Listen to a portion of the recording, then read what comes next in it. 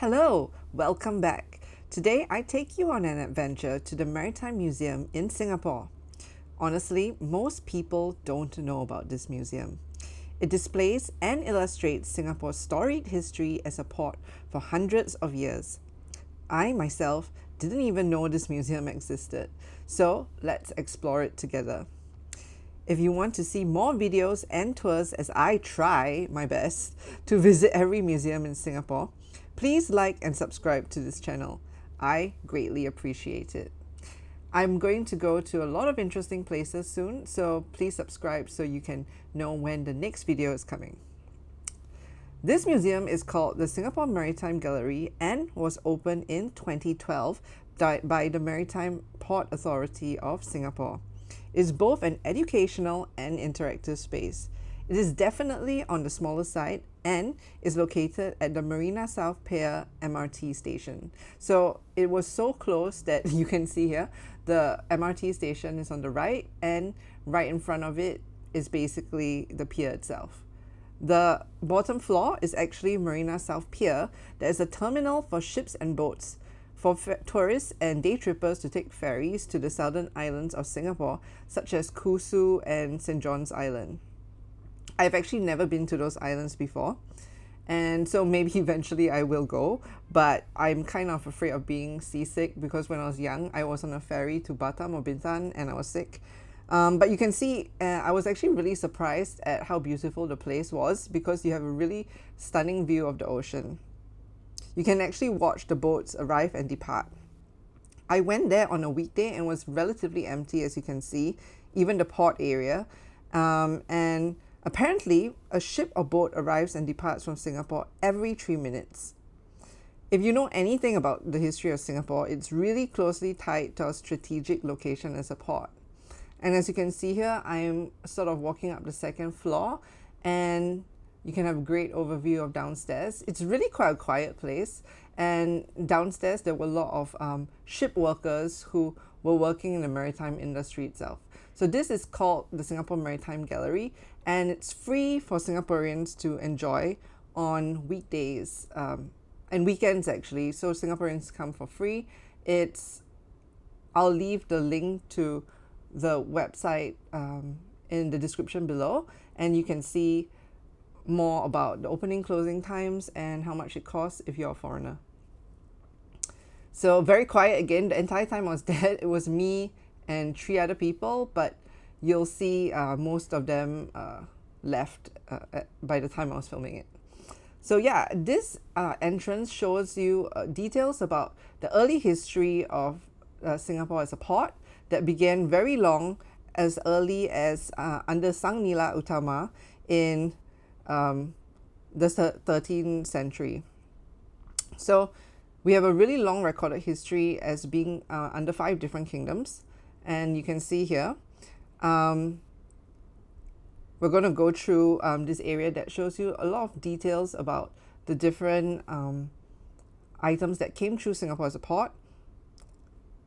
Singapore has a very early history, and there's a very important Malay historical text called the Sirija Melayu, which according to the text, the Sang Nila Utama spotted a line on its shores and named Singapore Singapura. So I think we all know this from primary school. We've heard this tale. And opening chapters also suggest that Singapore had a prominent place in the Malay world as early as the 13th century. And here you see some interactive displays that children can touch, and I think there was really in mind things for children. So you can look through different things and play with them. There's also various activities they can do.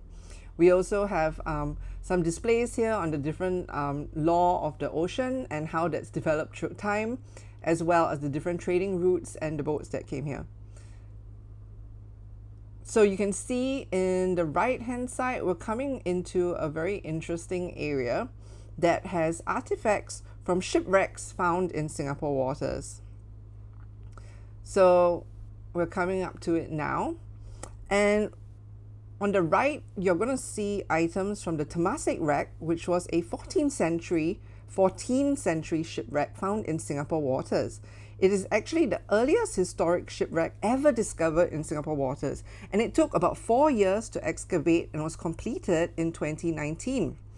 It carried more Yuan Dynasty blue and white porcelain than any other documented shipwreck in the world, as well as other pottery from Qingdezhen. Okay, my Chinese is really bad, right? I'm probably saying that wrong. Which is still known as the pottery capital of the world. And I've seen a lot of like Instagram videos lately, and I was actually thinking of visiting there at some point to see pottery still being made there. As we can tell, the ship was probably a Chinese junk that never made it to its destination, which was Singapore. But these items here give us a fascinating look into the kind of trade that took place in Singapore at the time. So it's a small exhibition, but a lot of fascinating artifacts that have been unearthed, and you'll see precious items as well that are in these cases. So we're coming into the main area of the gallery, and one wonderful thing is as you'll see, there's a really beautiful view of the ocean as well as different videos chronicling the change of ports throughout time in Singapore. So this is just a lovely place to sit down and watch the coming and goings of the port in Singapore. It actually surprised me as to how many boats were coming and going. But like I said, apparently there's a boat leaving and coming into Singapore every 3 minutes. And you can see a wonderful little cruise happening here. And a lot of day trippers. So when I was in the ground floor, there were a couple of kiosks that actually you could buy tickets to go and visit the islands nearby. I haven't been, and maybe some of you have. I think these islands are very popular for day trippers, and I think people used to go there and camp as well. I know some outdoor lovers still do it. And here you'll see, hello, wave at you, but there are these interactive kind of tablet things that you can click through to see images and details about the port in Singapore throughout time. So now we're just going to walk through this little exhibit here. You can see there's a little timeline about all the different developments in the port in Singapore. Again, I would highly recommend this exhibition and gallery to those who are ship lovers or really just want to uncover maritime history of Singapore. And now coming up here, we have a display on sort of the climate challenges of the port in Singapore and efforts to sort of incorporate more sustainability practices into our maritime industry. Coming up on the left is a little game. You can try to be a ship's captain, or the correct term is a ship's master, and see if you can dock a large container ship. I did not play this, but I assume, kids or people who love ships would really enjoy trying this out. Here you have old scientific tools you can check out for yourself. Again, as you can see, I'm literally like the only person that's here. As I said, there were like 2 or 3 other people who came by and walked through while I was here, but as of now, I'm literally by myself. And then we have a really cute little display here of crocheted, do you say crocheted or crocheted? Crocheted items, which amused me because I actually crochet myself. So you can see little marine animals and wildlife. And this was cool. It was done by Yarn Bombing Singapore, and I've seen their works throughout Singapore, and also I think they were at the Singapore Biennale, but don't quote me on that, and you can check that out. So yeah, we have more displays on sustainability and biofuels and efforts to sort of green up Singapore. I think Keppel is actually one of the more sustainable ports in Singapore, but I think you have to check that out. And here we have little interactive videos where they sort of interview industry leaders in the port.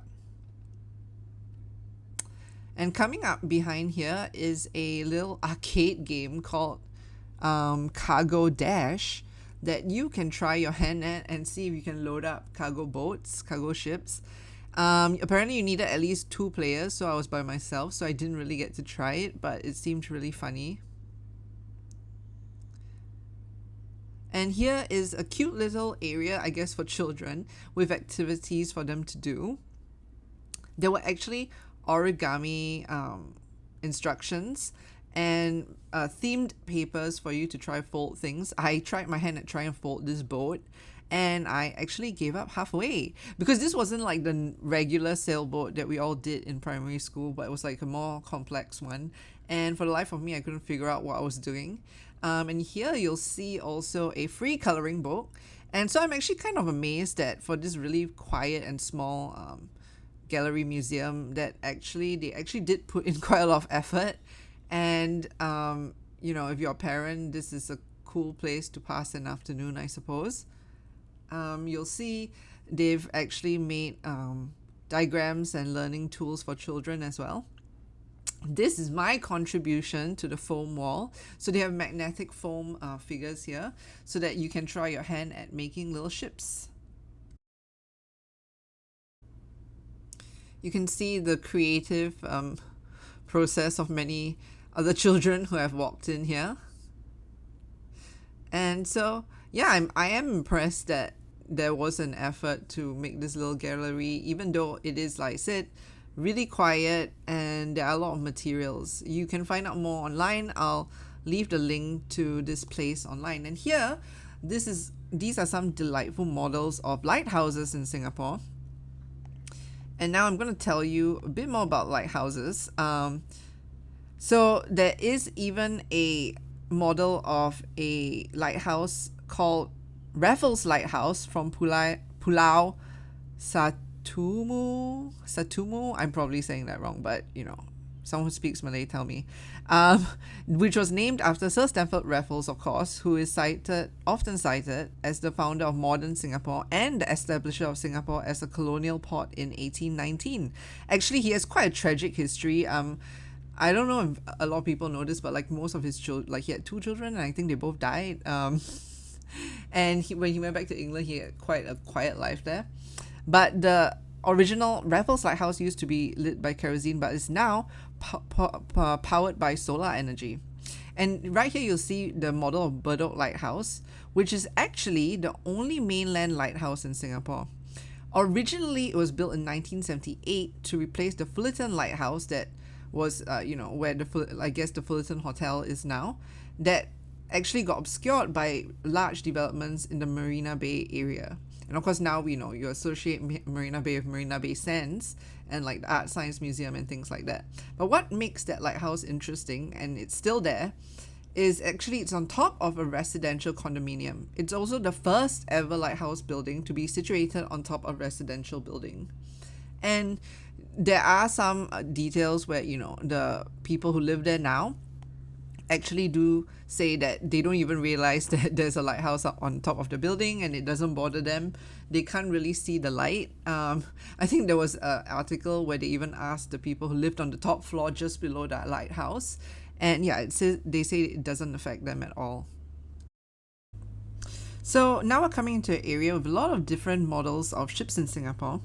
But an interesting fact is the Singapore Registry of Ships is one of the largest in the world, ranking as the 4th largest in 2025. I mean, that's really interesting because Singapore is so small, but it has one of the largest ships registries in the world. On any given day, roughly 1,000 ships can be found in the port waters of Singapore, and anyone who has been to Sentosa or the beaches knows that, the view is basically obscured by these 1,000 ships out there.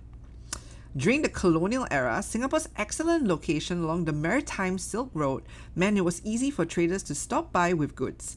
When Singapore was set up as a free port in 1819, it allowed goods to be freely traded without anyone to have to pay heavy fees. So ships came all around the world, not only because Singapore was easy to reach free port, but also it has a deep water harbour, so large and heavy ships can unload more goods when they stopped by.